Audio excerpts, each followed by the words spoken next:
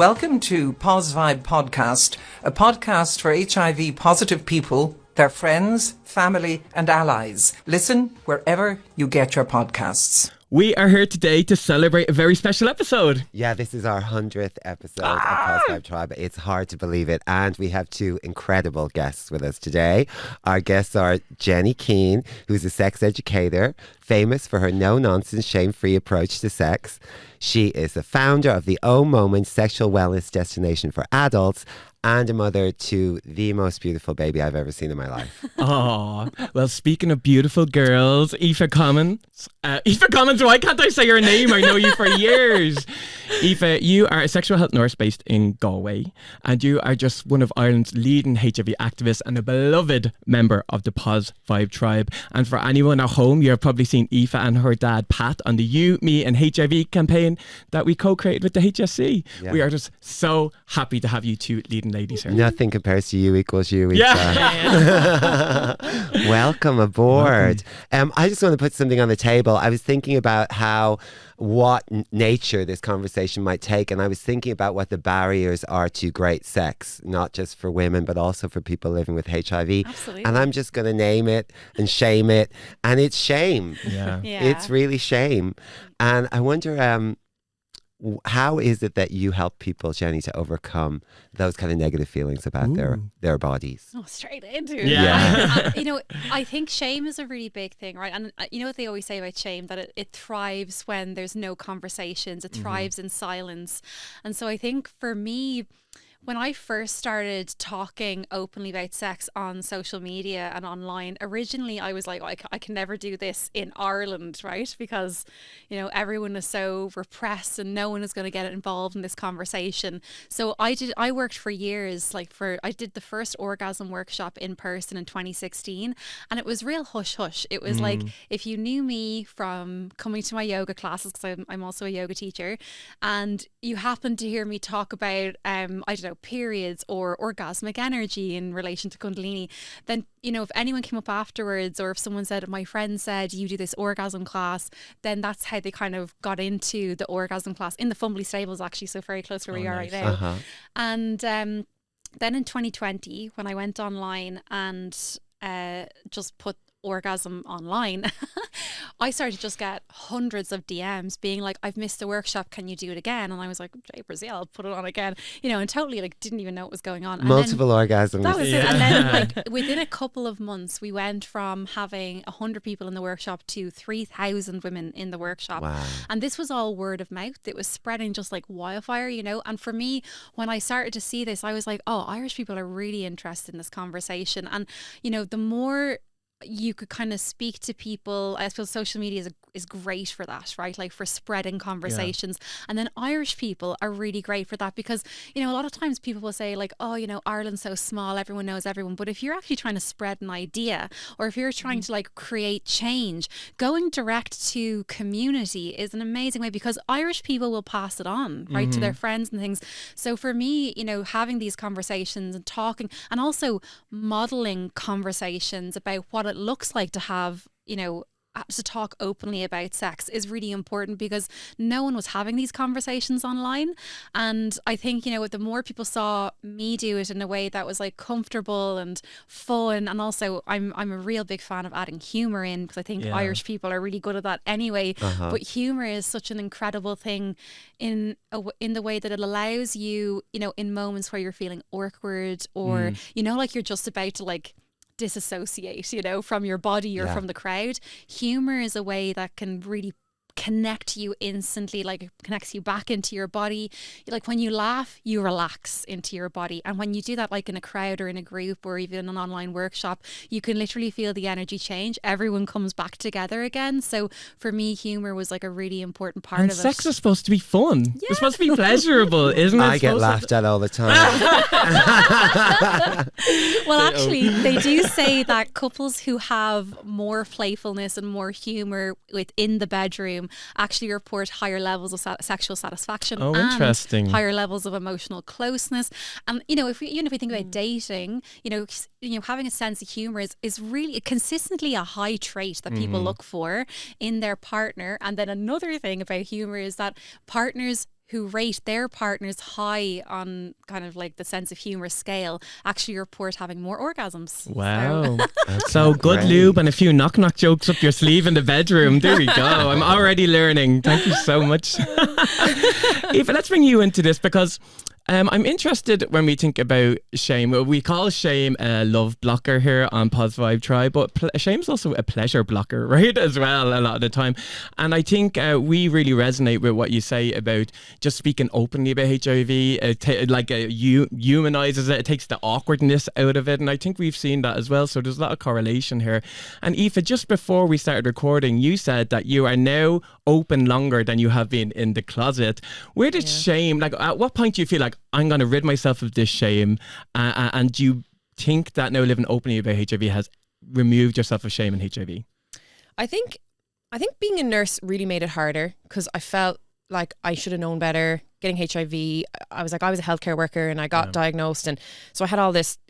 I was beating myself up a lot about it, and I should have known better, and I should have known about PEP, and I should have known about the window period of HIV. And so when I got diagnosed, I didn't know about the window period, and I remember saying to my ex at the time, my boyfriend at the time, who's now my ex, I need to tell people about this. We need to educate because people don't know about this 6-week window period. He got tested too soon. He got a false negative. I got infected. So I was like, we need to tell everyone. This is huge news. And he said, absolutely not. No one can know. So he instantly put me in this box where he's like, you're not allowed to tell anyone. I wasn't allowed to talk to my friends. I wasn't allowed to talk to my family. I would tell people in secret, and then I'd feel really guilty because I was outing his diagnosis. So I remember him saying to me as well, if it was the other way around and and I infected him, he would never speak to me again. So that was another thing there. He put me in a shame box. So I was just living with like, oh my God, I can't tell anyone. I can't talk to this about anyone. This is my life now. And our relationship just fell apart. I mean, we weren't together for the right reasons. We stayed together for the diagnosis. So I moved home from Australia, and when I got home, I instantly got it, booked in with the clinic in Galway, and I started working in the same hospital. And the nurse was like, we're going to change your name on the system so that if people see you walking in here, no one can look you up in the system, which was really, really kind of her to do. But again, it was reinforcing this stigma. And then I would always be heading over to my appointments after or before work, because I would do a lot of nights, so I might go over after a night shift and I'd be telling people, I'm just going to physio. So I could go over and get, meet the doctor, get my meds. It was just horrible. And I was seeing doctors in the clinic that were also treating patients on my ward. And they knew, I knew, we didn't talk about it. I would feel really embarrassed every time the doctors came to the wards. I would hide my head in shame. I just, it was awful. Like I look back in the time, like I was such a different person. Yeah.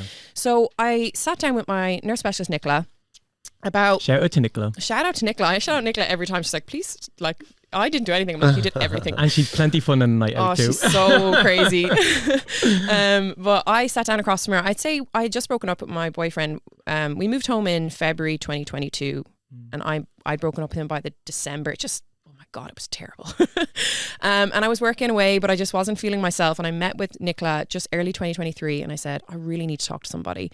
And she goes, why don't you reach out to Robbie Lawler? I know him. He's a big HIV advocate. Maybe he can help you. She didn't mention anything about the podcast. I don't think she knew. She'd seen you on Tommy Tiernan and RTE and a few things. So I messaged Robbie, and the ball went rolling, and we organised the podcast. And that was in April 2023, which is 3 years ago now. So I had been diagnosed in July 2020. So I was living just under 3 years with HIV before I came out, and now I'm nearly 6 years. Yay! So I'm out of the closet of HIV longer than I was in it, and I cannot thank you both enough for how much you've changed my lives. Like I have never lived a better life than I do since I came out of my HIV. Oh my God, you're going to start me crying already. Aoife, I love you. I'm so proud of you. But one of the things that I'm so happy about is to see you thrive, and I really mean that. I have seen such a big change in you, and you always took my breath away. I was always so impressed with you, but to see you have so much more joy and confidence, so much joy, it just brings me so much joy. I honestly, people always say, oh, you've done so much, and I'm like, I can't thank you two or Nicola enough, because you guys changed my life. You brought me out, you shared me to the world. Your podcast was there for people. Your podcast does so much for people living with HIV that you don't even know about, and it's just, honestly, I couldn't think of anything I've done better than come out about my HIV. Well, it was just... Aoife, like, you can thank us, but you're the one who decided to stand up and speak for yourself and speak for other women living with HIV, and just to let people know that it's not just a gay disease, which is just huge. So just being you and your gorgeous self in front of people. So we thank you, and I hope you feel the love. We're all feeling the love in this room. Jenny, if I can bring you back in there, because what Aoife told me, I think happens in a lot of couples. around sex where one partner could shame another partner around sex? Because sex is I often say that some of the hardest people to talk about sex with is your sexual partner, actually. It's an extremely vulnerable thing to do.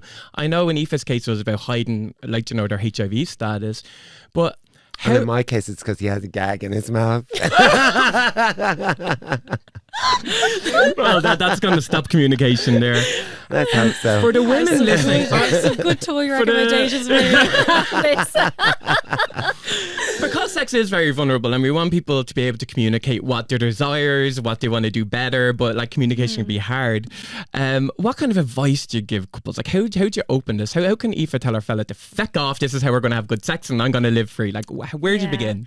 I mean, you know, first things first is to say, when it comes to shame, I always think, like, you know, if you think about shame, like, we don't grow up, you know, shame isn't something that's natural to us in terms of, like, we don't grow up, like, you know, having shame. And I mean, you can even see that when you look at children, like, they're walking around, like, they're fully in their bodies, their little bellies are out like this, you know, like, it's my favourite part. My little daughter wears a little, exactly, like, she won't put clothes on there, you know. She's at the stage where she's having naked dinners and I'm like, God, I feel weird wearing clothes right now.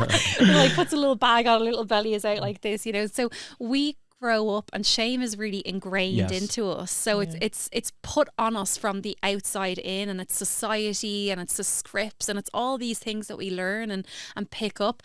And I think that, you know, shaming is something that becomes so ingrained in society that we then self-shame in a really, really easily, to the point where we aren't even conscious or aware that we are self-shaming. We're having these thoughts running through our head. We look in the mirror and we go, don't like that. Oh God, look at me. I need to lose 5 pounds. Like, you know, there's these little trains of thoughts happening all the time. And if you aren't aware of those, then it's very, very easy for you in a partnership to shame other people, right? Like, and that's not even just like your sexual partner, but any person in your life, you know, because we don't have an awareness of it. So I think having an awareness of the language of shame and the language that shame uses, and that really starts with yourself first and foremost, is one of the most important things that you can do for yourself and for, you know, being in a relationship with somebody. Because when you're aware of how you speak to yourself and the language of shame that kind of goes through your mind, then you're more aware of it then as you start to speak to other people. And I mean, and that is a very slow process, right? Like, it's not just like you're going to wake up and like, it's like flip a switch on that, you know. This is like, you know, a kind of like self-development and whatnot that happens over years. And again, like, it's also being in a relationship where you allow, you know, if you're in that kind of discovery mode with your partner and you're like, oh, we need to watch how we shame each other and shame ourselves, it's also allowing for that time where you can both readjust. And like, I think it's really important that you're allowed to make mistakes as well. There is a difference between harm, you know, like, you know, purposely wanting to hurt someone and cause harm versus, you know, just getting it wrong, right? So there's that kind of line, and that's something that you yourself, if you're in a relationship where you feel shamed quite a bit, like, that's something that you're going to have to figure out, where is that boundary for you, you know. But I'm talking about in a loving relationship, in a kind relationship where you both want the best for each other, to allow for those moments to happen where you do get it wrong, and then you can leave space to like apologize and whatnot. And when it comes to the basics of sexual communication, I mean, you know, if you find it hard to communicate with your partner sexually about what you like, what you don't like, you know, what you want more of and those things, I always say, like, again, start with yourself first. That's self-pleasure, you know. Like, if you don't know what type of touch you like, if you don't know when you need things to speed up or when you need things to slow down, then it's going to be very hard to communicate that with your partner. Like, if they say to you, like, you know, if some things are happening and people say like, hey, what do you want me to do next, you know? And then you're just like, oh jeez, I have no idea. Just keep doing what you're doing, that's great, you know. Well, that's where we go if we don't know ourselves. So I always say, like, you know, having that practice of self-pleasure is really important. And that doesn't I always say, like, self-pleasure can look like, you know, touching yourself, you know, like, you know, even with your clothes on, like, what kind of touch do you like right now? What touch do you like after a really busy, stressful day? Like, do you like soft, like tickly touch, or do you like something that's a lot firmer and much more, I suppose, grounded, you know, the kind of way, so like a squeezy hug or something. Noticing those things are really important, because then you slowly start to develop, this is what I like, this is what I don't like. And then the next step then is learning to speak that out. And I think sometimes, you know, in kind of sexual conversations, it can be hard to say everything in the moment. So it's always like, keep it simple, you know. I always like when you're in the bedroom, there's a really nice way to kind of practice speaking up, where it's praise, guide, praise. And so that keeps things really positive, but it's just really simple, where it's like, yes, that feels good, slower. Just like that. It's really simple process, you know, the kind of way. And it also allows you to stay in your body. It Helps with a man's fragile ego as well. To be honest. But also, but positive reinforcement is really It is important. true, sorry. I shouldn't belittle it, but like yeah. And it's nice to be nice. It's nice to be nice. And I'd be a really big advocate of like staying away from the negatives altogether. Like, you're in the moment, after the moment, you know, you're never talking about what you didn't like after the moment. You're talking about like the things that you really liked. You're like, oh, I really liked that position. What did you think of it? You know, so it's because it's like, you know, the positive affirmations, but also like, you know, when you're training a dog, you ignore when they're doing the bad thing and you just keep reinforcing the good behavior, because this is where change happens. Because as you said, you know, sex is so vulnerable, right? Like it's so tied to who we are, how we show up, how we express ourselves. So if someone says to you, oh, I didn't like that, or oh, you know, like, you know, what are you doing with your fingers? You know, that kind of like, you're gonna not just, that's not just a thing. You at the moment. Yeah, you're gonna take that into you, and actually that's a way that we shame people as well. You know, in a way. Now, again, this is where I have caveats, where it's like, if something is happening where it's hurting, you don't like it, of course you say stop then in those moments. But you know, for the most part, what I'm saying.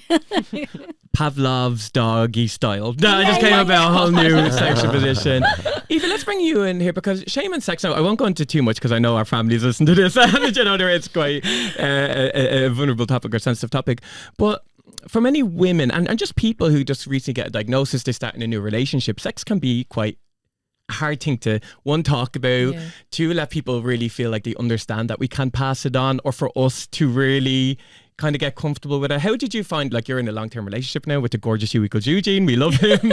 U equals Eugene. How was Just that a process? little emphasis on that for those of you who missed it. How was that for you to navigate? Yeah, it was terrifying. I mean, I wasn't with anyone between my ex. Like, oh, sorry. I done it 3 times, it's fine. I didn't have sex with anyone after I broke up with my ex. It was like, I couldn't think about it. It was, for me, I wanted to focus on me and myself and you know, talk about my HIV, and sex was the last thing on my mind. But after a few months, I got a little bit more comfortable with my diagnosis, and I thought, I'm kind of getting lonely. I wouldn't mind meeting someone. So I kind of I dipped my toe in the apps. And I matched with Eugene quite soon. And my Instagram is obviously very public. It has HIV all over it. But he never brought it up. We talked on Tinder for a few weeks because I was in another country. He was busy. And he never brought up the HIV. And I was like, I wonder, does he know? Like, did he look at my Instagram? He didn't mention it. Wasn't a big deal. So we went on this date. We met up and we had the most incredible date with so much fun. The whole night was insane. We got hammered, twisted, and at the end of the night, this girl recognized me in the bathroom of the bar, and she said, "You're that girl with AIDS." And I was like, God. Excuse me. I was like, I don't have AIDS, I have HIV. And she was like, yeah, but you were on that podcast. And I was like, yeah, I was. And it was your podcast, because I'd only been on yours so far. And I hope you're listening. We love you. I know. Thanks for I would listening. love to know who that girl is. But I was coming out of the toilet when this happened, and when I rounded the corner, there was Eugene standing outside the door, and I was like, oh my God, he must have heard. And I was like, did you hear what she just said to me? And he was like, no. He was so confused. And I was like, we were, as I said, very, very intoxicated at this point. And I was like, you sure you didn't hear? And he was like, no, what are you talking about? And I was like, nothing, doesn't matter. And then we like went downstairs, took a seat, got a drink. And then I was just being a bit weird, I assume. Again, it's a bit hazy.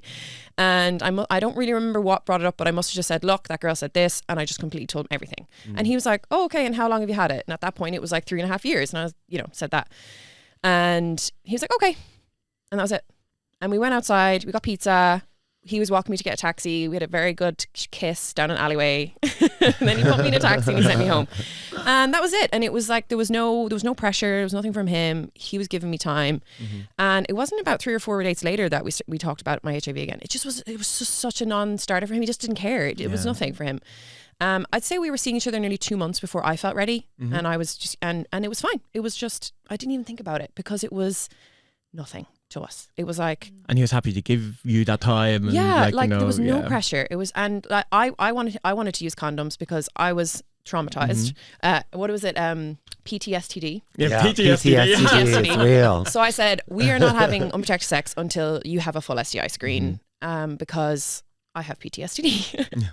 And he was like, yeah, no problem. Of course. Like I work in STI now, in the STI clinic. There's definitely a lot of stuff about condom negotiation, and a lot of time people don't want to wear condoms. But he was like, absolutely, of course. Got an STI screen. And then we were like, okay, we can stop using condoms now. And that was also not an issue. I said, if you're uncomfortable with having unprotected sex with me, if my HIV worries you, we can continue to use condoms. And he was like, no, it's fine. And that was it. And it was just so easy. So for me, I got really lucky. I know that people can find people that do make them feel ashamed about their diagnosis, don't want to have unprotected sex with them, don't believe the facts and the U equals U, and they don't understand it. And that can be really tough. But I knew off the bat that I wasn't going to let anyone make me feel bad about my diagnosis. And I think you never would have, but I wouldn't have dated anyone who wouldn't understand it. Aoife, I think I spent half my peer support breaking up couples because I'm like, you need better than that. Like, you deserve better than that. Because, like, why shouldn't everyone have our experience of partners? Do you know, it's mental. It's funny because I feel like HIV nearly gave me self-worth. I was like, I deserve love and affection and good sex. And I don't need this. And I was like, I'm not letting this define me. And I just didn't. So here. I hope everyone's listening at home. Everyone's listening at home. Let's get back into this a little bit about having great sex, because I'm doing research with the Department of Health at the moment. There's an evidence for policy study. They really want to know about why STIs are on the rise in Ireland. So I'm talking to young people aged 18 to 25 all around Ireland, gay and bi men, trans people and migrant communities, right? And one of the first questions I ask is, what does sexual health mean to you?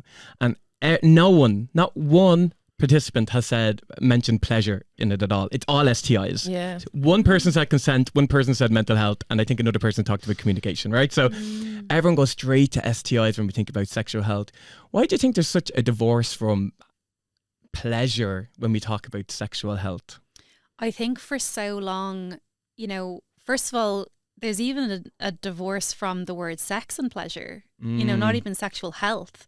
Because if you think, like, when I talk about sex, people are thinking that I'm talking about the act of sex itself. When I talk about masturbate, or when I talk about self-pleasure, right, people are still thinking that I'm talking about masturbation. And I'm like, I'm not talking about masturbation. I'm talking about, like, enjoying your body, enjoying being in your body, enjoying the experience of being an embodied human being, you know, and enjoying, the way that you are, moving through the world by way of your senses, right? And so for me, even in the beginning, like, my whole thing was about, like, trying to get people to expand their point of reference for the word sex, for the word pleasure, for the word self-pleasure. And I think, I'm not surprised when you said that, when you say sexual health, people are automatically going to STIs and things like this, because again, this is a lack of sex education when we are younger, and then the lack of kind of visible mainstream conversations that are happening about sex. It's even more more acceptable, even amongst, organisations like the HSE, to be talking about women's health over things like anorgasmia, issues with orgasm as a result of, hormonal changes. Most commonly right now, there's a huge emphasis on the education behind perimenopause and menopause. But, like, if you're talking about sex and things like this, they're like, oh, that's a bit too out there for us, but they don't mind if you say women's health, right? So there's even this thing as well. So this is where I've had a few instances where people have come to me and said, can we change this to less about sex and more about women's health? And I'm like, but this is about women's health. Like, women's health is about sex. When I talk about sex, I'm talking about, endometriosis. I'm talking about PCOS. I'm talking about perimenopause and menopause. I'm talking about infertility issues. I'm talking about how do you still have an incredible sex life through all of those experiences. Jenny, you're answering all my questions. So because the reason why this is so important is because research shows that women living with HIV are much more likely to experience menopause and perimenopause earlier, and we're much more likely. Well, you have all that to look forward to, Aoife. But there's a few different factors. But she's not using condoms. Yeah. She'll have 5 kids by the end of the year. I just perimenopause and menopause is one of my favourite subjects to talk about because no one really talks about it, right? But it's such a big issue, especially when we talk about pleasure. So, because many of our listeners probably will live with HIV and probably are going through perimenopause and menopause, how do women going through this time in their life, like we know there are issues around sexual satisfaction and libido, sex drive, or whatever you want to call it. Like, what top tips can you give these ladies? Do you know, it's so funny because what you've just asked is so many broad questions. Like, my brain is firing in 12 million different directions. But, you know, for example, if we were just to take it down to, let's say, menopause, there was a study that was released last year that basically looked at a huge cohort of women who were experiencing menopause and also postmenopause, and they looked at women who masturbated during that period, and over 50% of those women who masturbated regularly experienced reduced symptoms across the board. So this is, but for me, I'm just like, oh, obviously, right? Because when we talk about this, we're talking about vaginal atrophy, we're talking about vaginal dryness, we're talking about changes in your experience of orgasm. If you're masturbating regularly, you are actually getting to know your body, you know, and you know, it's being like, yes, I need a little less pressure here and a little bit more of a tender touch, you know. And also, when I always say, like, when people experience menopause, and if there is a change in how they experience sensation or even experience numbness as a result of it, and then that has a knock-on effect to how they are used to having orgasms. Maybe they used to have orgasms in one particular way before.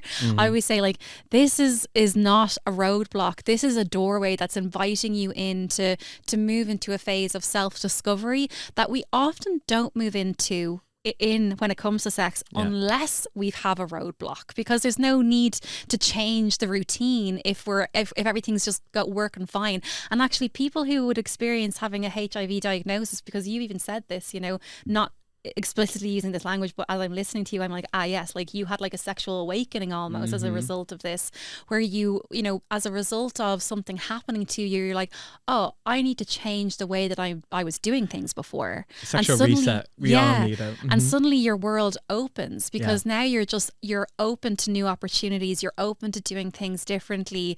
And this phase of sexual discovery is so important for all of us to be in all of the time, because this is where, you know, curiosity, discovery, exploration, this is where we are continually, I suppose, keeping that channel of sexual energy open and renewed and vital, you know, the whole time. Yeah, I think one of the things that's really interesting about menopause, probably because of my age, the women in my life have gone through it, is how little men know about it, and how many emotional and relationship problems that I see come up when the female partners are struggling with menopause, and how ignorant men are. Like, we need a menopause for men, a guide. Do you know, I don't like the word ignorant, because here this is a lack of education. Okay. And, you know, this is where I think, you know, and again, I often think men and women's sexuality is pitted against each other a lot. And you'll find where, you know, they'll be like, oh, women's sexuality and sex is so complicated and men's is so simple because they just need an erection and then they just need to get an orgasm and they orgasm all the time and we never orgasm. And I think when you pit people's sexuality or anything against each other, what you're doing is inciting a war, you know. And I think we see this a lot with social media, because social media likes that language, where I'm always kind of like, do you know what, it's not that any one's person's sexuality or sex is more complicated. It's just that they're both different. Women have different problems to men. And I think as well, there's another thing that happens. I don't think there's enough space for men to enter the conversation of sex education for adults, because they're often pushed out as kind of like, you've no clue what you're doing. And like, I love a good meme that like makes me laugh, where it's like, do you know that man that has he's doing this and he's trying to get the sun in the picture, you know? And he's over here and it's like all men trying to find the clitoris, you know? Like, those things make me laugh. I can have a good laugh at that, but it also is pushing forward a stigma that says you're not educated, but also there's no space for you to enter the conversation to get educated, because you're being put down instantly. This is what my research is showing, especially among young people, right? Because we're like, how does porn influence your sexual health? How does social media and influences a little bit differently amongst the genders? Young women say, you know, they think about how their body is during sex. You know, this is nothing news to everyone. You know, so they're less thinking about the sex itself, but they're thinking about how they look and during it. While young men would say, they think about the performance the whole time, and and the pressure on the performance and how bad they feel when they come early, because they do want to pleasure a woman. A lot of young men, of course. Then there's like some who don't, right? Who give lots of men bad raps. But I think with these memes, you internalize that you don't have an issue. So maybe then you become so blasé about women's sexuality because or orgasm, because that's just what society thinks you're going to be like anyways. So this is the attitudes that we're hearing from young men, and so the pressures on young men, it isn't that they just get an erection, get off and feel okay about it. They actually are riddled with insecurities when it comes to sex. This is what's really coming out strongly in the research. So I think what you say is completely true, and I think there should be a space for everyone. And I even think the differences that I see when I go to an all-girls school, a mixed school, and an all-boys school to talk about sexual health is so different. I don't know about your experience, Jenny. Oh my God, please tell me the difference. Yeah. I mostly focus on sex education for adults. Just an FYI, because oftentimes people will say like, oh, sex, I'm trained to teach kids, but actually initially when I first started, I was like, oh, I'm gonna go down the route of sex education for children. And I remember trying to get into schools, and this was like way back when I was like thinking, geez, there'd be no hope for me here now in Ireland. But people were like, oh, the parents would never go for this. And that was when I was like, oh, yeah, I need to speak to the adults, because they were all children once who never got the sex education they received. And I think also the way that I like to teach, like what I'm very passionate about, like all the skills and stuff like that, it really, I really am made for teaching about adult sex education. education. Lend itself to teenagers, well, you don't teach that stuff to teenagers, so. But I'd love to hear what you're seeing. Just normally, I always thought I hated going to all boys school. All girls schools were amazing. Mixed schools were much better. Because I think boys could ask more questions when there were women there. It felt like, but all boys school people were afraid of asking anything because they'd be considered gay. And there was lots of this bravado amongst young men. There was a lot more sniggering as well. It just felt a lot more immature. So this is just anecdotal for me. But when I go to all boys school now, I demand that we have smaller classes. Okay. Because when we have boys in smaller classes, there's way more buy-in. There's less likely for them to perform amongst their peers, and they can actually just be present. And there's such an appetite to learn from young men. And I just find that really interesting. Well, I could do a whole cafeteria of young women, and you could hear a pin drop. With young boys, it's just changing the environment that kind of suits what it is to be a boy in an all-boys school. I don't think one size fits all, but I think we need to get rid of single gender schools anyways. That just needs to be gone. Aoife, what kind of myths and misconceptions do you see most in the clinic? Ooh, jeez. You did say throw me a curveball. I guess there's still a lot of misinformation about HIV. That's a big one. I guess syphilis. People don't really think syphilis is a thing anymore. Everyone's like, I thought that was from the Stone Ages. Syphilis. And that's on the rise. It's on the rise. We're treating syphilis all the time now. It's very high. It's funny because we go through phases where we'll get loads of gonorrhea, weeks of gonorrhea, and obviously all the same people are sleeping together. Eat your greens. Not a green penis, no. And then there'll be chlamydia, and then it's syphilis. It's comes in cycles. I love it. It's oh, we're getting into the syphilis of it now. It's there is obviously always going to be the myths of HIV. We're breaking it down, and it's funny because people are coming in and they're recognizing your poster that we have. I have you guys everywhere in the clinic. Where's your poster? Everywhere? Oh, I have less. It's kind of embarrassing. People are like, is that you? And I'm like, no. But people are recognizing us, and they're like, oh, I saw that advert. So we're getting there. I suppose a lot of people ring and they say, I have a cold sore on my lip. I need to come in for an STI screen. I'm like, well, that's cold sore. It's not an STI. And they're really, herpes is a really big one I think we really need to focus on. People call and they have a really bad herpes outbreak, and they're like, oh my God, how am I going to tell my partners? This is the worst thing ever. And they're crying and they're in floods of tears, and this is going to be a lifelong thing. I think the stigma is nearly as bad as HIV. I mean, I've seen so many people just break down with herpes, and we see it so often. I'm like, that's fine. I think as herpes, one, it's really painful, but two, it's visible, right? Yeah. And you can pass it on by just viral shedding, do you know what I mean? It doesn't even have to be visible to pass it on. I think that really puts the fear of God into people, do you know? And especially for women, because with chlamydia and gonorrhea, you can just get an injection in the bone for your antibiotic and you're fine. But it is it becomes a chronic It is a condition, and hard- it yeah. can create issues around pregnancy and stuff like this, you know. So you can see why it might be, but you don't want anyone to be the face of herpes either. Yeah, well, HIV has gravitas, you know, and herpes just lands differently. Yeah. HIV has this massive stigma, but it also people take it seriously when you say it for that reason. Whereas herpes is like the punchline to a joke, but it really devastates people. It does. I've had young women approach me about that in tears many times yeah, same. because they know that I live with HIV and that I won't judge them. Yeah. But there's like emergency packs that we can give, you know, Yeah. antivirals, and it's Yeah. like, you know, just don't have sex for a week or two and you'll be grand. Exactly. It actually is Yeah. way more manageable than it seems. And like we Yeah. do send people home with extra Valtrex. We just want to reassure people that it really isn't such a big deal. Like I've had a coaster since I was a kid. I've never me really too, yeah. thought of them as a big deal. But when people like really get upset about HSV, and it's really hard to see because it's actually so prevalent. It's really common and it is sore and it hurts and it sucks. But once you get on top of it, once you start Valtrex, and once you know when you're getting an outbreak and you start taking Valtrex, it's actually really manageable. Yeah, and So come I talk think to that's a big Poz one. people if you want to talk to people, but you're Yeah. afraid of like, you don't do it alone if you feel like very isolated in this as well. We say with HIV, we should say with herpes too. Aoife, let's stick with the clinic because we're talking a little bit about shame and how it can negatively impact us, whether it can impact our pleasure, even just talking about sex, impact our relationships. But we were on the radio there a few weeks ago, and it still stuck with me the story you told me just beforehand about how some of your patients living with HIV aren't taking their medicines. Yeah, it's really... And we always try to have the Poz vibes for HIV because, you know, we see we can thrive this day and age, but people are really struggling. Do you want to just talk a little bit about what you see in the clinic? Yeah, I applied to move over to the clinic because I wanted to work with HIV and I quickly changed my mind. It's not that I don't like it. It's hard. It is kind of draining to work with HIV, live with HIV, and then do HIV activism outside of work. So Awesome. I found myself finding it more difficult because I was seeing people that were just really struggling to accept their diagnosis and take their medication. And sometimes the doctors come in to me and say, do you want to talk to this person? I'm so happy to talk to anyone who's struggling. I don't usually talk about me in the clinic. If they recognize me, that's fine, but I won't be like, oh, I have it too. I just trying to keep it professional. But if they ask me to speak to someone, I will. But some people like miss their medication, or they'll come home with their bottles, rip their names off it, or they'll put them in vitamin bottles and they'll hide them, and they're hiding them all in different places, and they're destroying the bottles and they're melting them and they're breaking them up, and it's like they can't even have the bottle in their house.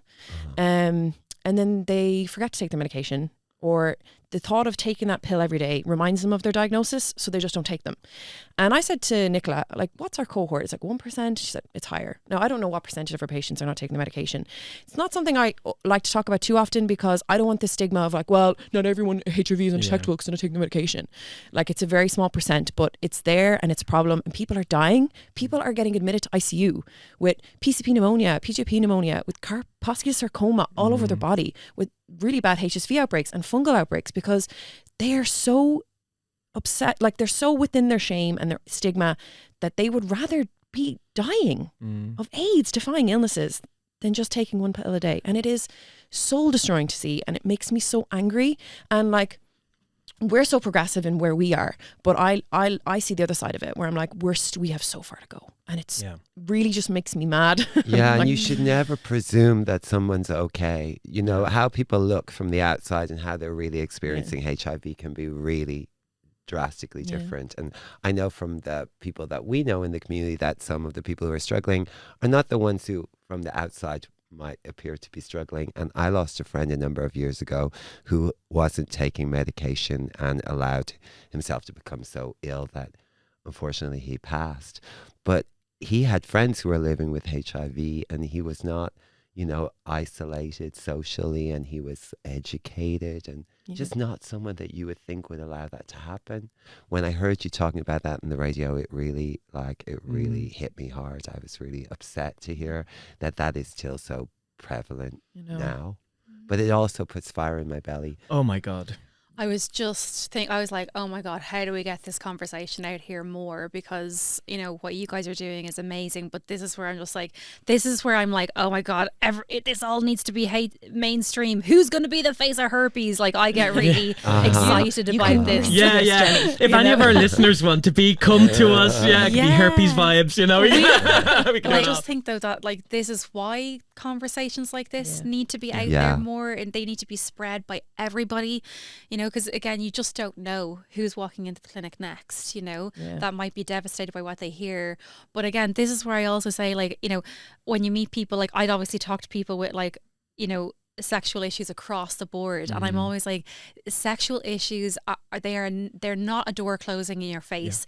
If I know it feels like that right now, but actually what's actually happening to you is that you are getting 100 doors right around you, and you get to go on this amazing adventure, which doesn't feel like an amazing adventure right now, but fast forward, it will be an amazing adventure, and one that you will look back on, and regardless of how terrible you feel in the moment, you will look back on it and not want to have a different path. You will always be like, oh, even though that was terrible to experience in the moment, I'm so happy it happened, because none of this would have happened otherwise as a result.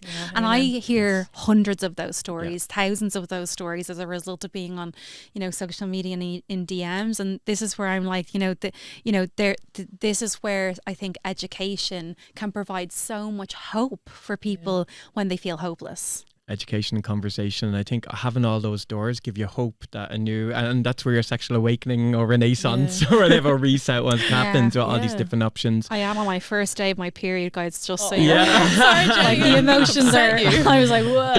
Oh, there's always tears around here. I'm glad it's you and not me for a change. I'm going to add something a little positive to what you said, because my ex, I got infected with HIV. I never blamed him for any of that, but we had a lot of other issues, and I look back and I'm so angry that I stayed with him for so long and I let him treat the way he did.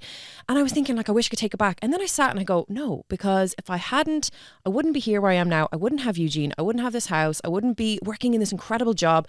Everything worked out. Like, you can go through the most traumatic shit in your life, and then it just all came together. And like, if you're going through something right now and you're just newly diagnosed, or you're just feeling crap, your mental health is low. When I was in my early 20s, my mental health was really, really bad. I didn't know if I was going to make it. I look back and I'm like, oh my God, it just comes together. Things do get better.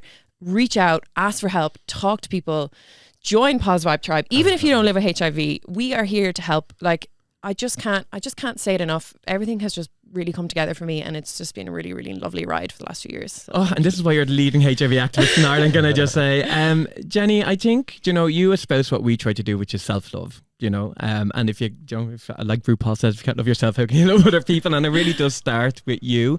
And the reason we've seen you at Wellfest, myself and Aoife and Eugene, and people are feral for you. They are feral. Yeah. I was screaming, like, throw me a vibrator. And it's so funny. There's such an appetite to understand our bodies more, to have orgasms, to deprogram shame and sex that we've been so ingrained with.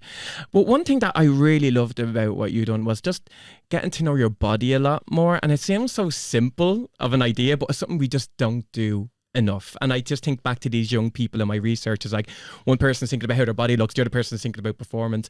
What are the best tips you have just to make people feel in their body, to enjoy the pleasure, to enjoy the intimacy? Yeah. So for me, like, when we talk about sex and pleasure, I mean, pleasure is a sensation that you feel, right? And you feel that in and through your body.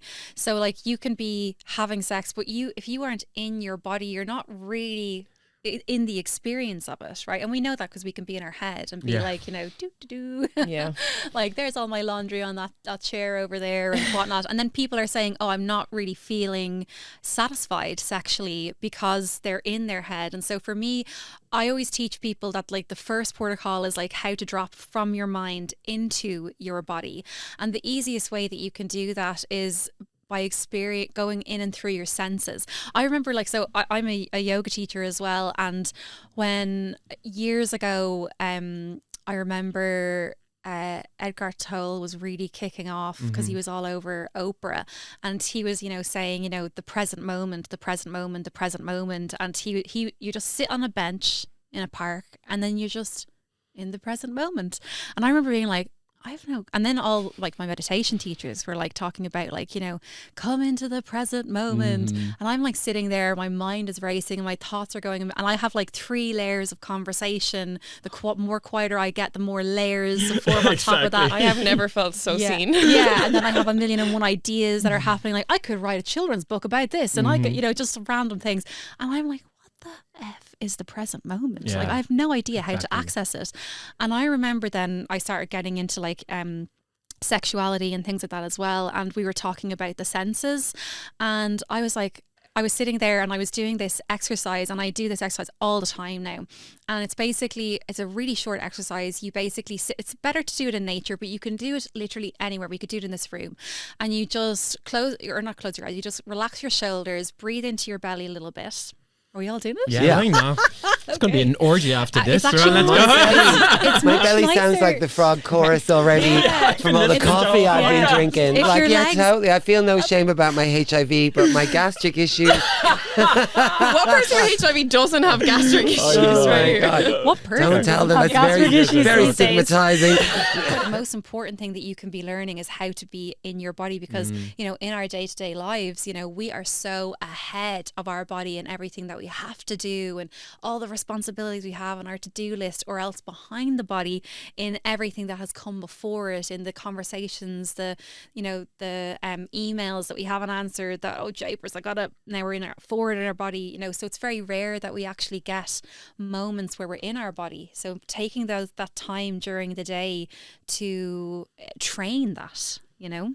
Yeah, I lately have become very fond of using the word disassociated. I just love to use it because I feel like I knew what it meant for years, but I didn't have an awareness of how much I employ it until more recently, through therapy, but also while you were talking about sex. For sure, I can disassociate quite a bit. And one of the things I've learned through what we call sexual healing, which is going through a HIV diagnosis, coming out publicly about that, and then on the other side discovering that sex is just the greatest thing ever, that you really didn't know how much shame and fear you had around sex until you'd kind of shed that shame and fear around your HIV. And one of the things I think that I finally stopped doing was disassociating from what was happening, which sounds crazy because you go out the weekend looking to have sex, you spend so much time, you know, maybe invested in flirting with someone or trying to make it happen, and then when you get there, it can be really hard through performance anxiety or through PTSD or shame Insecurities. to just actually arrive there and be there with someone. Jenny, you changed my sex life, so I'm going to give you a shout out because after Wellfest, I went back to me fella and I was like, I just Shove like this up your ass. Actually, we need Gave more. you a We night need off. more straight men to get into pegging. Can I just say? But anyways, that's I it. also agree with you. Yeah, we need a Yeah, pegging. but there's- revolution. Yes. Men need more pleasure. Does Yeah. a G spot up your arse, cat lads? Like, get Yes. on it. Yeah. And I think that power dynamic between the women, and I think it'd be fabulous. So we can go I'm into. totally on board with you. Okay, I agree. great. Could Let- we let- be let- the face of pegging can as we well? just start a pegging? Sorry, Eugene. Can we start a pegging podcast? Yeah. Eugene's sitting home like, fuck. Okay, and then we also have to wear strap-ons. Yes. Yeah, you just sit there. You know, Love we it. do. Sorry, Mom and Dad, if you're Dennis can listening. I'm not going to manspread. peg anyone, I promise. You're Yeah. gonna peg Eugene. Well, maybe you can after Oh my this. God. But the reason why I was like in my body, because I'm normally when I have sex, I have like those 3 layers, and it's like everything I had to think today, and I was like, oh, I'll do it later. Do you know? I always tried to push off later. I could never be in my body, and so I talked to Mars. Like, Mars, how do I get into my body a bit more? How can we do this? Mars, my boyfriend, of course. And so he gave me a little massage. 2 minutes into massage, I was like, let's go. And now, Makes such a difference. anytime he wants to have sex, if you're in my house and he starts to like massage back of my neck, you Time know to where he's leave. going. But it gets rid of those layers in my body, because I then do the breathing while he's doing it, and I'm like, I'm in it. I don't have these external thoughts anymore. And then I try I and thought keep. he did the breathing. Yeah. Sorry. Oh my God, Mom, you're not listening to this. But it Hi, really Mary. helped. It's such a small thing, but it was from a conversation that me and Morris had 11 years into our relationship. Isn't that insane? Yeah. 11 years into relationship from one of your workshops, and like absolutely, I just stumbled across it. Like, it was really, really amazing. So thank you, Yeah. Jenny. Jenny, you are going around Ireland with an orgasm tour, right? Oh, yeah. You're like, oh yeah. Tell us about it. Like, what will people expect from it? It's basically like sex tips like just as many sexes if I can, like stuffed into a show, you know. Just the tips. Just Well, we do go deep as well, you know.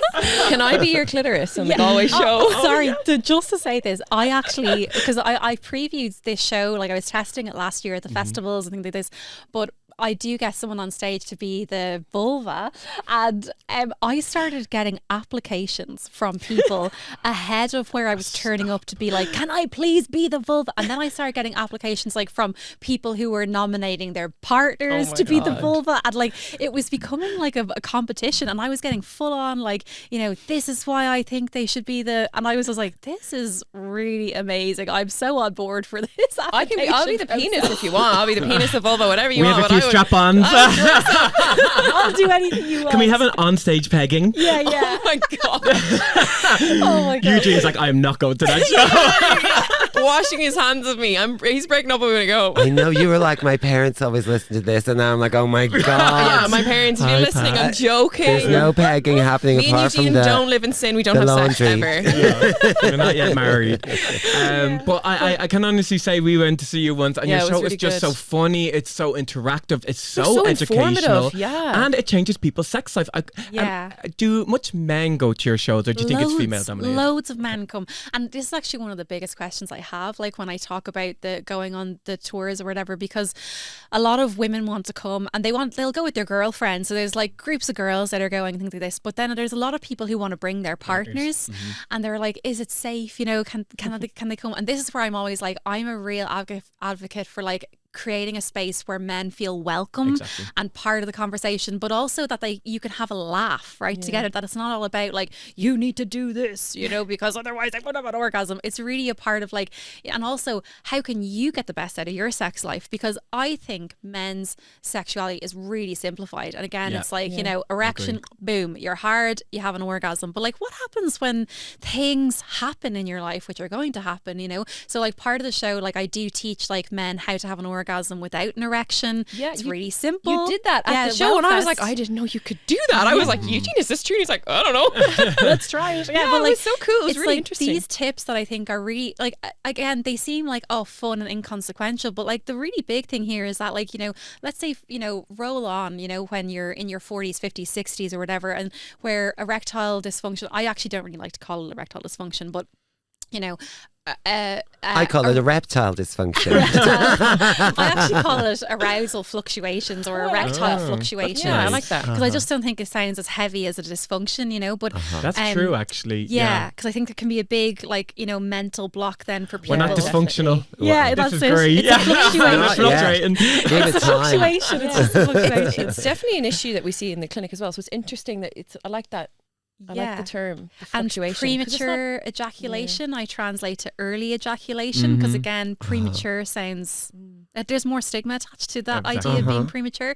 So I think like language is really important. But, you know, as I said, like, you know, these small little tips are really about, you know, like, let's say, for example, if you, God forbid, have prostate cancer, have to have surgery, and as a result of that surgery, struggle with erections afterwards, you know, I think it's really important for people to understand there's more way to orgasm. There's more ways for pleasure than what you currently know right now. And so for me, I'm just like, you know, the reason I actually started sharing that information is because my friend called me and told me her dad had prostate cancer, and I said, oh, so you need to tell him this. You need to tell him to get a vibrator, a strong one.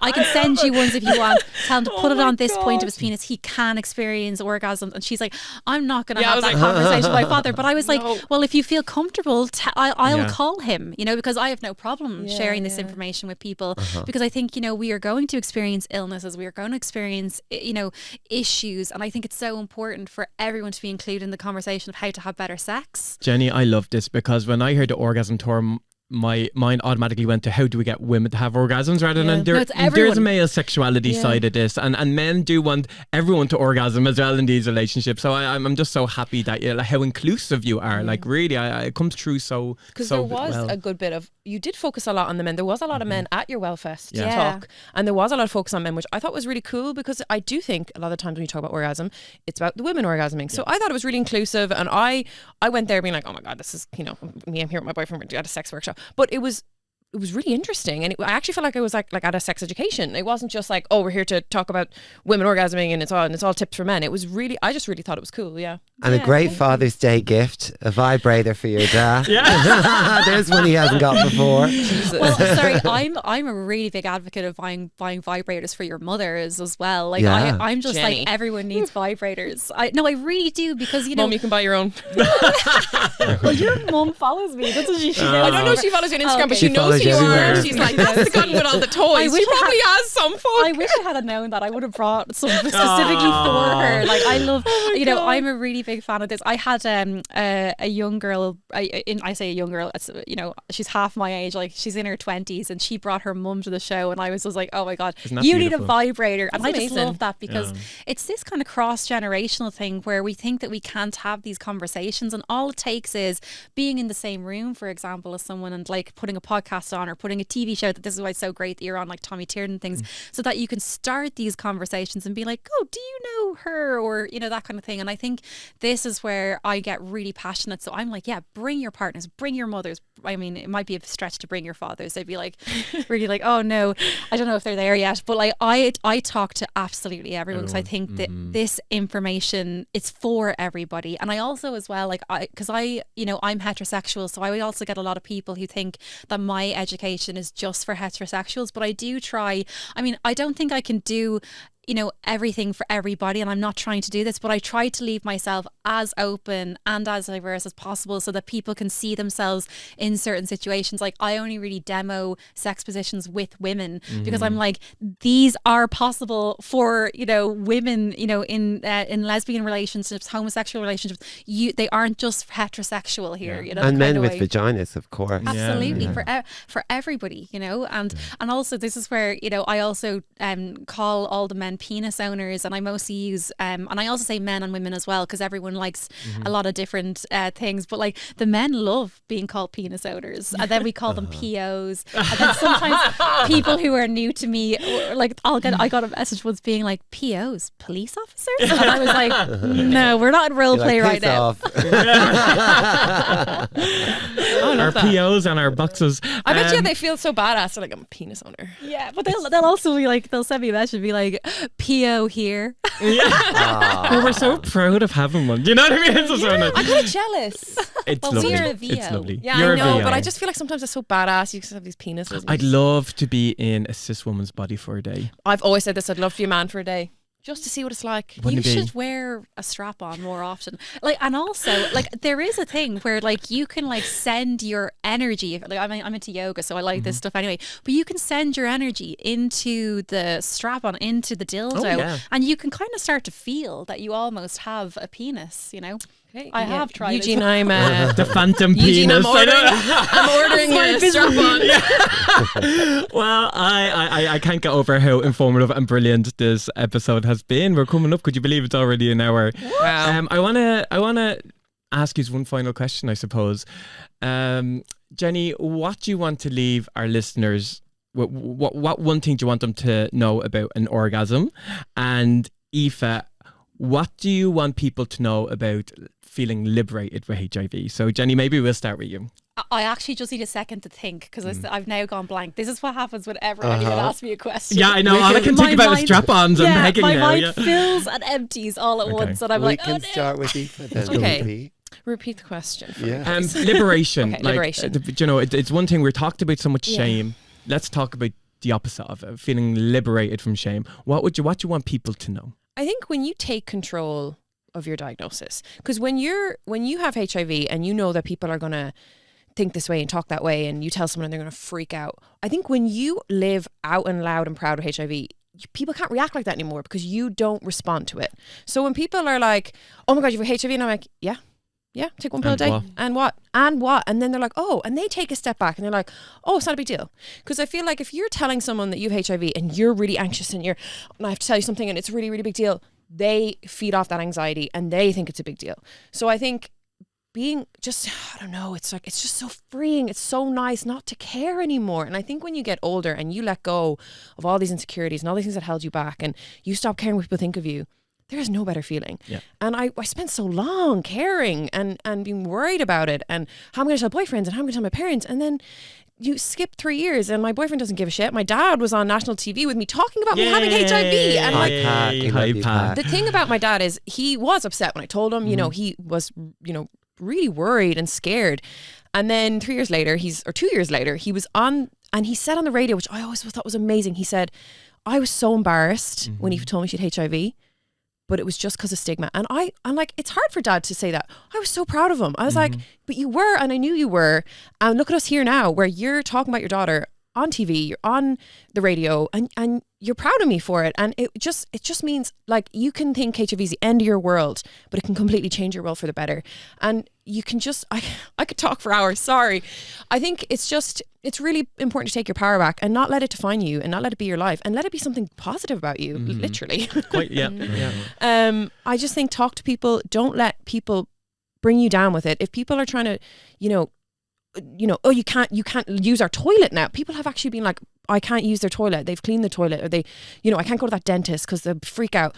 Don't let people treat you like that. Yeah. You stand up for yourself. People with HIV always have to advocate for themselves, which is really frustrating and it is exhausting, but do it. Advocate for yourself. Stand up for yourself. We're worth the fight. We're worth the fight. Don't let people belittle you for what your diagnosis is, because you're so much more than that. Same goes for people with herpes. Yes. Let's just throw that out there. And syphilis and gonorrhea. And syphilis. We love you all. Yeah, exactly. And often, like, they're coming from a place where they're not educated on it. Exactly. So again, this is the part where it's exhausting, where you constantly have to educate other people. But again, this is where those things slowly start to spread. And you know, one thing that you were saying, like, you know, what you're actually talking about there is when you release the shame of your diagnosis, no one can shame you. They can't go like, oh God, because you have no shame. Yeah.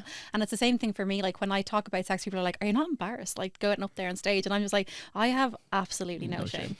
Like, about anything. I will say anything, which is often to the detriment, you know, to my detriment. So, like, I will do anything, you know, if I believe that this is going to help educate you, like, I will put myself in, you know, situations. In the firing line. Yeah. I will be in a sex position, you know, like, like, let's do it if it's going to educate you. But like, this is where I think it's you know, again, it comes back to the conversation that we started with, which is all about shame. When you release that shame, and again, you release that shame by having those conversations and telling the people in your community, like, that you trust first and foremost, like your friends. And you know, I always think, like, practicing the conversations with the people that are close to you helps you remove that shame slowly, one little bit at a time, because those people are ultimately there to love you regardless, and they're not going to see you as, you know, oh God, you're gonna hurt me or something like this. They're like, oh, you know, their heart goes to you. And I think practicing those conversations with the people that you trust and that you care about and that care about you is a really good way to start releasing that shame. And like,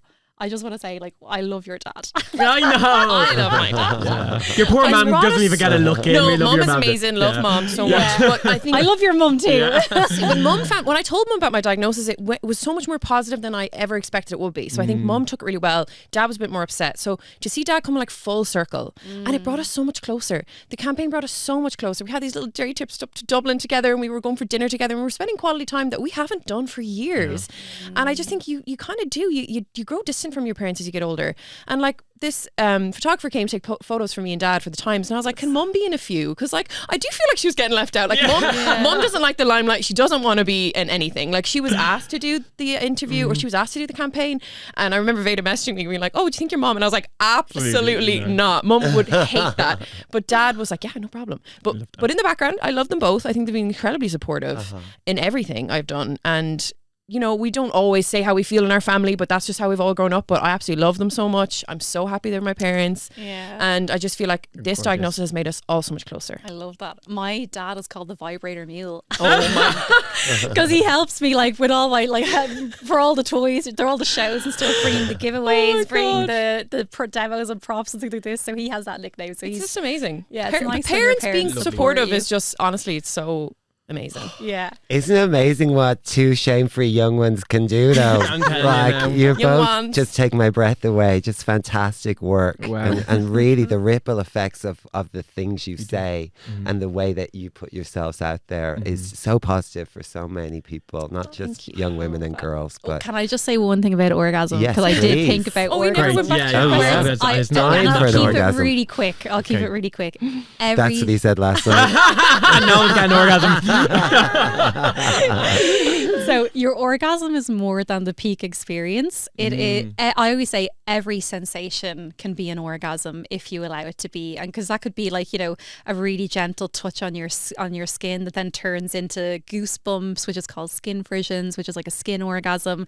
We also know it as well, like when someone whispers in the ear and then it, like, you feel a shiver down your neck. You've already done it. Like, Oh my God. that's a little orgasm as well. Like, so I always say, like, you know, expand. I'm a real big advocate for expanding your horizons on everything. Enjoy the Amazing. sensations, be in the moment. Oh my God. Where can our listeners find you both? Jenny, I'll start with you. On Instagram or the socials, it's hello Jenny Keane, and then I have the website, which is probably the main place for everything. So it's oh-moment.com, ohmoment.com. But yeah, and you'll find the shows there as well, because I don't know what dates they're on, but I know they're the end of May. Well, everyone be going. We know how fun they are. Aoife. I don't have a huge profile. I just have my Instagram, Aoife Commins. Yeah, well, please get in contact with these amazing women if you want to know more about HIV or how to get an orgasm or anything about sexual health. And speaking of getting in contact, Pride is coming up, and Robbie and I, we're pretty good public speakers, and we love to go to your offices, corporate girlies, and do our little sexual health talk. And we rely on that really to keep the lights on at Poz Vibe Tribe. So if you are one of those office girlies who can open the door for us, please get in touch. Yes, we want to get to zero new HIV infections by 2030, and that starts by having these conversations, and they are a lot of fun. They are a lot of fun. So have us in this Pride. We're celebrating 5 years of Poz Vibe Tribe. Wow. 5 years. In May. We're celebrating our 100th episode, and we're celebrating some major wins in the last year for people living with HIV, thanks to Aoife, thanks to the You, Me and HIV campaign, which has caused significant attitudinal change in this country for people living with HIV. So I hope you're all super proud of yourselves. It's pretty 'cause I am. incredible. And shout out to Ayanara also and Peter, who have also been on part of this campaign. What the research has showed is that before the campaign, 28% of people in Ireland knew about you 'cause you. Now it's 1 in 2 people, baby. Wow. We want to get to 56% in 2026. But also, you're going to be interested in this. We got new data that came in, and much more people say that if someone lives with HIV in their family or comes out about their status, they're much more likely to accept them. It's not going to be less of an issue. It's going to be less of an issue in workplace. So every indicator is going on the up.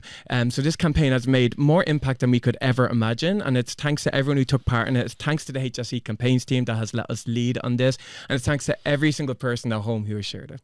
Yeah! I feel like Go doing a celebrate. standing ovation. A standing O. Standing up. Standing orgasm.